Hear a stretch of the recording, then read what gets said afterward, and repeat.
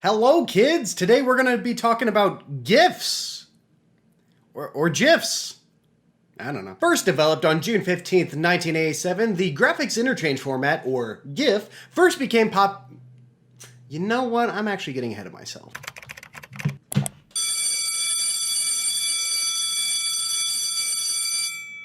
Classes in session, buckaroos!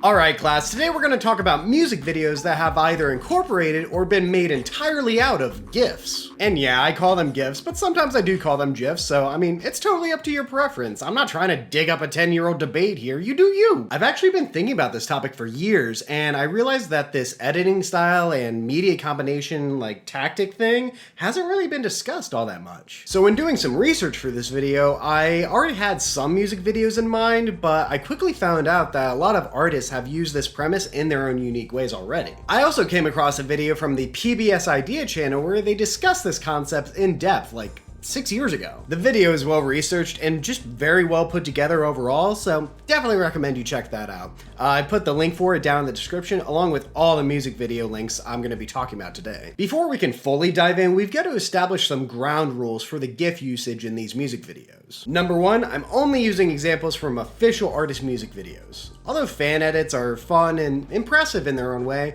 they're simply not what's being discussed today. Number two, loops of some kind are a must. The GIFs don't have to be original to the artist or even the music videos themselves, but bonus points if they are pre-planned. Alright, with that said, let's talk about the music video that originally inspired me to talk about this concept in the first place.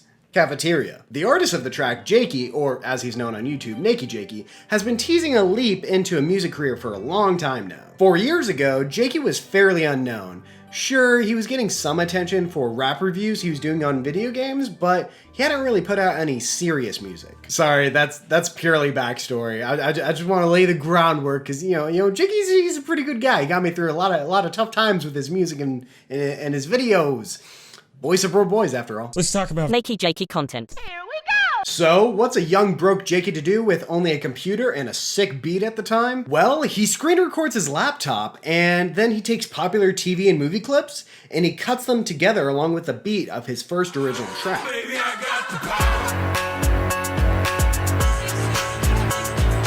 Although Jakey doesn't use exclusively .gif files here, the way he loops his visuals, along with the fact that it's on a computer screen, it makes it feel like a GIF compilation. Jakey's music track samples audio from several different pop culture references, but he then takes the original visuals and he pairs them back up with the altered audio at certain points. And for a guy like Jakey, who's just starting out his music career with no budget and zero notoriety, I gotta say. That's fucking sick. Let's amp it up a bit more though. How about a music video with more original visuals and a lot more edits and effects? Thankfully, Dizzee Diggs, aka Clipping, aka Thomas Jefferson, has got us covered here. In his music video for the song Wriggle, Clipping has the visuals of him rapping mash cut with hyper intense action loops and quick moving animation. Let it penetrate a little bit of pain, never hurt nobody, better work your body better than the last motherfucker wasn't nobody, but he left a lot of fluid on the floor. No sorry, don't. The music video, much like the track itself, does not let the viewer rest at all. The editor either cuts to a new GIF or a new angle of the GIF every few seconds. This tactic not only pairs with the music like a fine wine,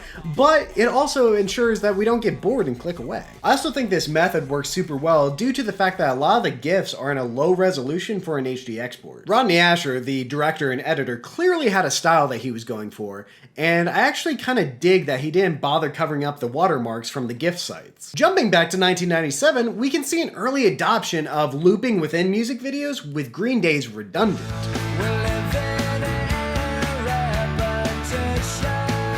The song uses its lyrics to enhance the background acting and the repetitive visuals that are on screen. Just about every 5 to 10 seconds, a new character or movement is introduced, which gives an ongoing curiosity to the viewer. A more modern music video that uses a similar approach is Sweatpants by Childish Gambino, aka Donald Glover, aka Troy Buttsuit Barnes. What? That's my name. I'll admit, this is where the looping gets into a bit of a gray area. Waking up broke man, wouldn't wanna be a friends with a dope man, help a nigga re-up, bring a girlfriend man, trouble when I see her. The time length of the loops, although consistent, are way longer than the average .gif file. However, the same sequence and location are used multiple times throughout the video with varying differences in between, so an argument could be made. Plus, any chance I get to talk about the works of Donald Glover and Hiro Murai, I'm gonna do that. Just watch Atlanta. Only 2 seasons, super bingeable. It's on Hulu, FX if we're getting specific. Best show of the past decade. I Don't Need a Reason by Dizzee Rascal doesn't use the standard GIF cycle either. All I do is flex, I don't need a reason. All I want is sex, I don't need a reason. In the video, the loops are seamless as Dizzee raps through the lyrics. His lips progressively continue rapping and moving throughout, but everyone and everything around him are what's repeated. He even gets a little cheeky at certain points when he says the line, All eyes on me. as if he's saying, don't worry about all those others repeating themselves, I'm the one moving this thing forward. Another artist that's used the GIF music video combination is Watsky in his 2013 track, Whoa, Whoa, Whoa. I'm a phenomenon, and I gotta bring pain in the octagon. When I wanna spit game at a soccer mom, I get it quicker than the left lane on the Autobahn, fast. Watsky and the team behind him are able to conduct various stunts and movements in a continuous cycle, all while still hitting them bars. It's nothing too flashy, but the technique combined with what's on screen makes for a solid music video. His hand catches on fire, he has a dull time, oh no, with a pretty woman, plus Bo Burnham's in the music video, so, I mean, like, what's not to like? And class, before I wrap up today's lesson with my favorite example, I want to share some honorable mentions. These music videos all use the GIF in impactful ways, but I just wasn't as familiar with them, or the PBS Idea Channel video I mentioned covered it way better than I could. And one last honorable mention before the big finale, this next music video doesn't really involve GIFs, but it does involve clever timing and looping. Bear Claws by The Academic had a first of its kind live performance using social media a few years back.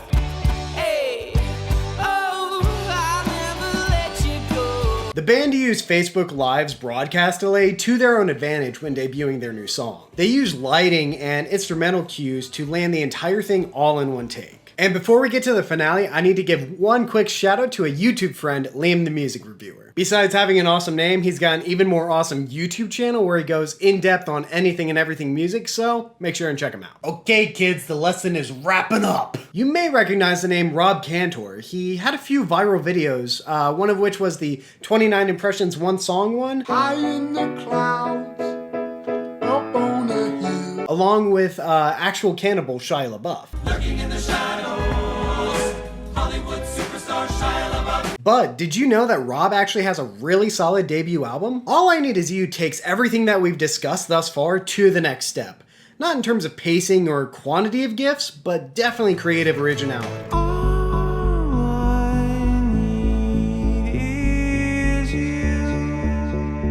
As you watch through the first verse, you see GIFs that are unfamiliar yet eye-catching. But once the chorus kicks in, you realize those same visuals are now being presented in a different context because they're now lip-syncing with the chorus lyrics. And it's not even until the video ends that you begin to realize how many of the visuals were made specifically for this song. In fact, Rob Cantor and the director Randall Maxwell trick us into thinking that this is just a random assortment of previously made GIFs. They do this by including watermarks in certain places, much like the ones mentioned in the wriggle video, but these have a different intention. And if you look at the credits of the video, you can see just how many people it took to make the music video look and feel the way it did.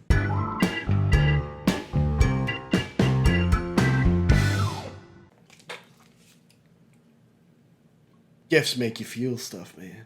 I don't know what this bit is. So I live on a dead-end street, but at said dead end, there's a trucking company, and they back up every day.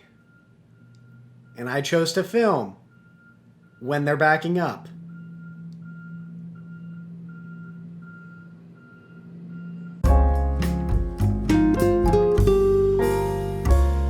Well class, that was our examination of GIF/loop usage in music videos. So besides absorbing pleasant sights and sounds, why is it important to discuss this unique collaboration between two very differing mediums? Well, simply put, that's how we get new versions of original in my opinion. Any creations, be it music videos, games, TikToks, whatever it may be, they're all products of copies of copies of copies of copies. But I'm not looking at this as a negative. In fact, quite the opposite. I am very much an advocate of combining the new with the old to see what may come of it. So, call it postmodern art, remix culture, or simply the next step for artists, it seems that the combination of GIFs and music clearly can have a powerful impact upon viewers and may even cause them to feel. Yo, thank you so much for sticking around this long. You're a real one for that, you know that, right? Did I miss any of your favorite music videos with GIFs in them? If I did, you gotta let me know down there in the comments. And like I've said before, if you're already down there, you might as well hit like and subscribe. Yeah, it actually helps out the channel way more than you think. There are the socials, that's my Patreon, but as always guys, I've been Andy, you have been Dandy, and thank you for watching.